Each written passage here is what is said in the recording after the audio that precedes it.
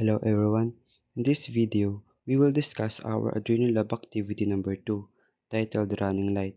So our task is to make an LED turn on one after another, moving sequentially across the digital pins. After reaching the last pins, the cycle repeats. So parang gagawin natin dito is running light. Then make a code for that, test it in Proteus, then lastly on a breadboard.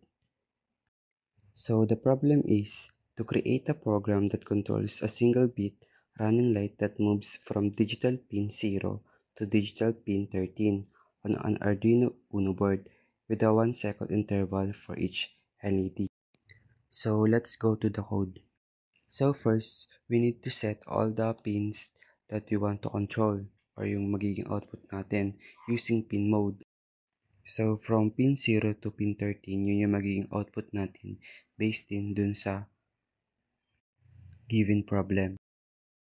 Inside the loop function, we first turn on the first pin, which is yung 0 to high.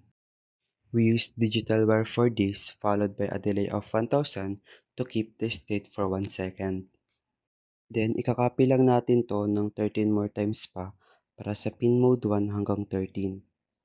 I-change lang natin yan, then i-set natin yung specific pin dun sa digital wire or dun sa every digital wire.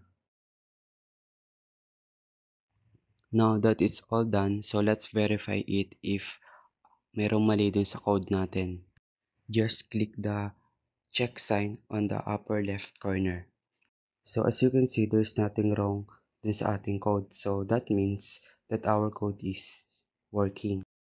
Before implementing this in the actual Arduino board, let's test it first in Proteus. So first, let's arrange all the resistors. Then after that, yun namang mga LEDs. After nyan, i-connect na natin yung kabilang paa ng resistors sa digital input pins ng Arduino. Then yung kabilang side naman ng resistors, i-connect natin yan sa positive leg ng LEDs. Then yung negative leg ng lahat ng LEDs, pag-connectahin natin yan at i-connect sa ground. After constructing the circuit, let's upload the code to see if it is working. Just follow the video.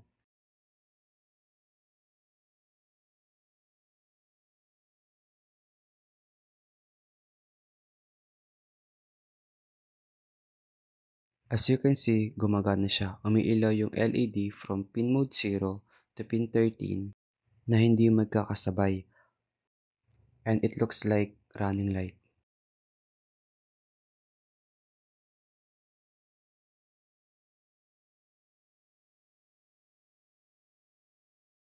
Now let's test it in Proteus.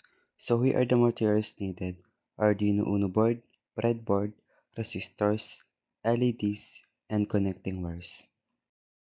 Since same lang naman to ng activity 1 that we discussed in a previous video, same construction lang din siya. Just follow the steps in the video.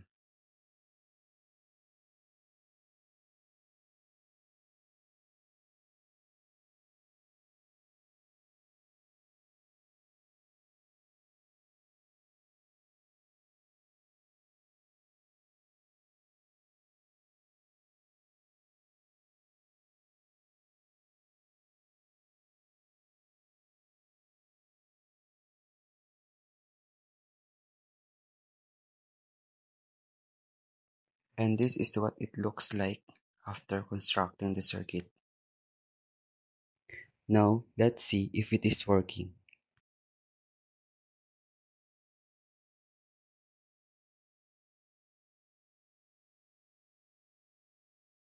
So as you can see, gumagana siya sa actual, meaning tama yung code na ginawa natin for this lab activity. Through this activity, we successfully implemented a single bit running light using Arduino Uno.